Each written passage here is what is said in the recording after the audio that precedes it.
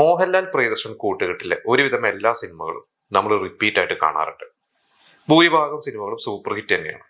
എന്നാൽ ചിത്രീകരണം തുടങ്ങി ഏകദേശം ഒരു 50% ചിത്രീകരിച്ചിട്ടും നിന്നുപോയ പ്രിയദർശൻ മോഹൻലാൽ കൂട്ടുകെട്ടിലെ ഒരു സിനിമയുണ്ട്. അതേതാണെന്നറിയും? പൂച്ചക്കുരി മൂക്കുത്തി മുതൽ പ്രിയദർശൻ ചെയ്ത സിനിമകളിൽ മിക്ക സിനിമകളിലും നായകൻ മോഹൻലാൽ തന്നെയായിരുന്നു. ഇതിൽ 1-2 സിനിമകൾ മോഹൻലാലിന്റെ ഡേറ്റ് കിട്ടാത്തതുകൊണ്ട് മണിയമ്പിള്ള രാജുവിനെ നായകനാക്കിയിട്ട് പ്രിയദർശൻ സിനിമ ചെയ്തിട്ടുണ്ട്. പിന്നെ മമ്മൂക്കയെ വെച്ചിട്ട് രാഘുവിൽ രാധസദസ് പോലത്തെ സിനിമകൾ ചെയ്തിട്ടുണ്ട്, മുത്തശ്ശി കഥ ചെയ്തിട്ടുണ്ട്.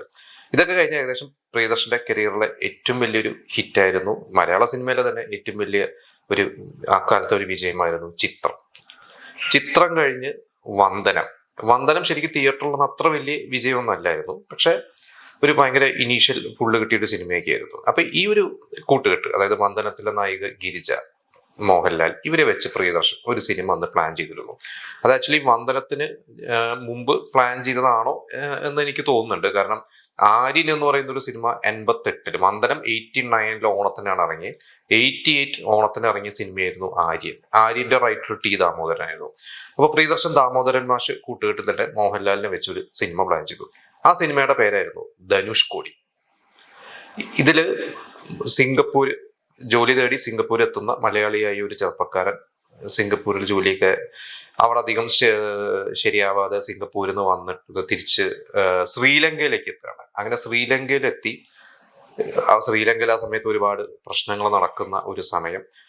അവിടെ ഈ ചെറുപ്പക്കാരൻ സിദ്ധാർത്ഥൻ എന്നാണ് ഈ ചെറുപ്പക്കാരന്റെ പേര്, സിദ്ധുവിന് 2-3 സുഹൃത്തുക്കളെ ലഭിക്കുന്നു. അങ്ങനെ വേറെ കുറച്ച് തമിഴന്മാരായ 2-3 സുഹൃത്തുക്കളെ ലഭിച്ചിട്ട് അവരുമായിട്ട് സൗഹൃദത്തിൽ ഉണ്ടാവുകയും പിന്നീട് അവിടെ കുറെ കള്ളക്കെടുത്ത്, മയക്കുമരുന്നിന്റെ പ്രശ്നങ്ങൾ, ഇതിന്റെ ഇടയ്ക്ക് വേറൊരു മലയാളിയായ ഒരു കഥാപാത്രത്തിനെ പരിചയപ്പെടുന്നു. ഇങ്ങനെ പോകുന്ന ഒരു കഥയാണ്. ആക്ച്വലി ഇതിന്റെ ഈ അടുത്ത് സോഷ്യൽ മീഡിയയിൽ വീണ്ടും അന്നത്തെ വെള്ളി നക്ഷത്രം, അതേപോലെ തന്നെ വേറെ ഞാനെ പോലത്തെ മാഗസൈൻസിലൊക്കെ ഇതിനെ കുറിച്ചുള്ള കുറെ റിപ്പോർട്ടുകൾ വന്നിട്ടുണ്ട്. അപ്പൊ ഞാനത് വായിച്ചപ്പോൾ എനിക്ക് ഭയങ്കര രസകരമായിട്ട് തോന്നി. കാരണം ആ ഒരു സിനിമയുടെ കഥ മുഴുവനും അതിൽ എഴുതിയിട്ടുണ്ട്. അപ്പൊ ഞാൻ അതിന്റെ കഥയിലേക്ക് കിടക്കുന്നതിൽ ഒരു ബേസിക് പ്ലോട്ട് എങ്ങനെയാണ്: സിംഗപ്പൂരിൽ നിന്ന് ശ്രീലങ്കയിൽ വരികയും ശ്രീലങ്കൻ തമിഴ് പുലി പ്രശ്നങ്ങളും, അവിടെ കുറെ മയക്കുമരുന്ന് കടത്തും. ഇത് കഴിഞ്ഞിട്ട് ഇവര് ശ്രീലങ്കയിൽ നിന്ന് ഈ ചെറുപ്പക്കാരെല്ലാവരും കൂടി രാമേശ്വരത്ത് ധനുഷ്കോടിയിൽ എത്തുന്നതും, അങ്ങനെയുള്ള ഒരു വേഗമായിട്ടുള്ള ഒരു രീതിയിലാണ് അവർ എഴുതിയിട്ടുള്ളത്. ഇത് കൂടാതെ അതിനുശേഷം വർഷങ്ങൾക്ക് ശേഷം ഈ സിനിമ 50% ഷൂട്ട് ചെയ്തിട്ട് മുടങ്ങിപ്പോയ സിനിമയാണ്. ഇത് കഴിഞ്ഞിട്ട് ഇങ്ങനെ നടക്കാതെ പോയ ഈ ഒരു സിനിമയുടെ കഥ എന്നും പറഞ്ഞിട്ട് വേറെ കുറച്ച് സോഷ്യൽ മീഡിയ പേജസിലൊക്കെ ചർച്ചകൾ വന്നിരുന്നു. അപ്പൊ അതിലെ കഥയും ഈ വെള്ളി നക്ഷത്രത്തിൽ വായിച്ച കഥയും തമ്മിൽ കുറച്ച് വ്യത്യാസങ്ങളുണ്ട്. അപ്പോൾ സത്യം ഏതാന്നുള്ളത് നമുക്കറിയില്ല. പക്ഷെ അതിലെ വേറൊരു കഥ വായിച്ചത് ഈ പറയുന്ന നായകനായ ചെറുപ്പക്കാരൻ മോഹൻലാല് ചെയ്യുന്ന സിദ്ധു എന്ന് പറഞ്ഞ ചെറുപ്പക്കാരൻ. മോഹൻലാല് ശ്രീലങ്കയിൽ എത്തിയ ശേഷം പരിചയപ്പെടുന്ന 2 ചെറുപ്പക്കാർ, രഘുവരനും കക്കരവിയും. അന്ന് നമുക്കറിയാം, തമിഴിലും മലയാളത്തിലൊക്കെ അത്യാവശ്യം രണ്ട് ഭാഷകളിലും ശ്രദ്ധിക്കപ്പെടുന്ന വേഷങ്ങൾ ചെയ്ത നടന്മാരാണ് രഘുവരനും കക്കരവിയൊക്കെ. അപ്പൊ ഇവരൊക്കെ തുടക്കകാലത്ത് നായകന്മാരായിട്ട്, രഘുവരൻ അതിന് ശേഷമാണ് വ്യൂഹം എന്ന് പറയുന്ന സംഗീത് ശിവന്റെ സിനിമയിലൊക്കെ ചെയ്തത്. 2 നല്ല എന്താ പറയാ വില്ലനായിട്ടും ക്യാരക്ടർ റോളുകളൊക്കെ തിളങ്ങുന്ന 2 നടന്മാരാണ്. ഇവർ 2 പേരാണ് ഇതിൽ മോഹൻലാലിന് ശ്രീലങ്കയിൽ നിന്ന് ലഭിക്കുന്ന 2 സുഹൃത്തുക്കള്. പിന്നെ ഒരു പാവത്താനായിട്ടുള്ള ഒരു കഥാപാത്രമായിട്ട് ശ്രീനിവാസൻ. അതില് അന്നത്തെ ആ ഒരു സ്റ്റില്ല്, ആ മാഗസീനിൽ വന്ന സ്റ്റില്ലിൽ ഒരു വഞ്ചിയിൽ പോകുന്നതൊക്കെ ആയിട്ടാണ്. അപ്പോൾ ശ്രീനിവാസൻ ഒരു പാവത്താനായിട്ടുള്ള ക്യാരക്ടറും, വഞ്ചിയിൽ മോഹൻലാലിന്റെ കൂടെ രഘുവരൻ ഇരിക്കുന്നു, ഇതൊക്കെയാണ് അന്ന്. പിന്നെ നായികയായിട്ട് ഈ വന്ദനത്തിൽ വന്ന ഗിരിജ എന്ന് പറയുന്ന ഒരു മലയാളിയല്ല, ഒരു പുറത്തുള്ള ആർട്ടിസ്റ്റാണ്, അവരാണ് അതിൽ നായികയായിട്ട്. പിന്നെ എനിക്ക് തോന്നുന്നു വിൻസെന്റ്, കുതിരവട്ടം പപ്പു, ഇങ്ങനെ കുറെ ആർട്ടിസ്റ്റുകളൊക്കെ ആ സിനിമയിൽ അന്നുണ്ടായിരുന്നു. ഇത് ഷൂട്ടൊക്കെ തുടങ്ങി അത്യാവശ്യം അന്നത്തെ മലയാള സിനിമയിൽ, ശരിക്കും പറഞ്ഞാൽ അന്ന് മലയാള സിനിമയിൽ ഏറ്റവും ബിഗ് ബഡ്ജറ്റ് സിനിമ 1921 എന്ന് പറയുന്നത്. അത് ഏകദേശം 1.5 കോടി രൂപയ്ക്കാണ് ആ സിനിമ 88-ൽ ഷൂട്ട് ചെയ്തത്. അത് കഴിഞ്ഞിട്ട് ഏറ്റവും കൂടുതൽ ബഡ്ജറ്റിൽ പ്ലാൻ ഇട്ട സിനിമയായിരുന്നു അത്.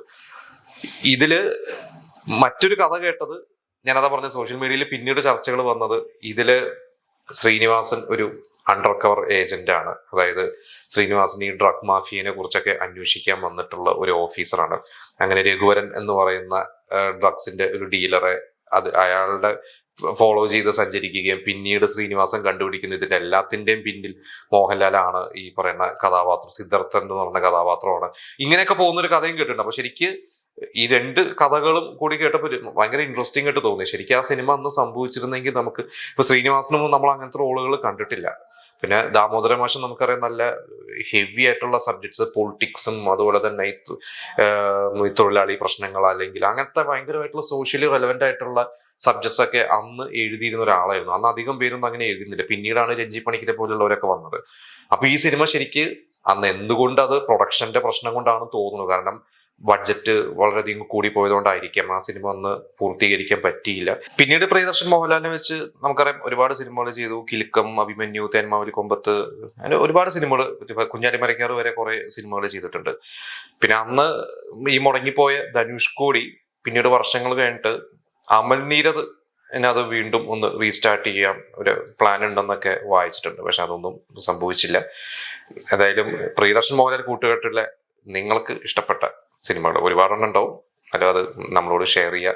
ഈ ധനുഷ്കോടി എന്ന് പറയുന്ന സിനിമയെ കുറിച്ചിട്ട് നിങ്ങൾ അന്നത്തെ മാഗസീൻസിലൊക്കെ നിങ്ങൾ എന്തെങ്കിലും വായിച്ചിട്ടുണ്ടെങ്കിൽ അല്ലെങ്കിൽ പിന്നീട് നിങ്ങൾക്ക് അറിയാവുന്ന അറിവുകൾ നമ്മളോട് ഷെയർ ചെയ്യാം.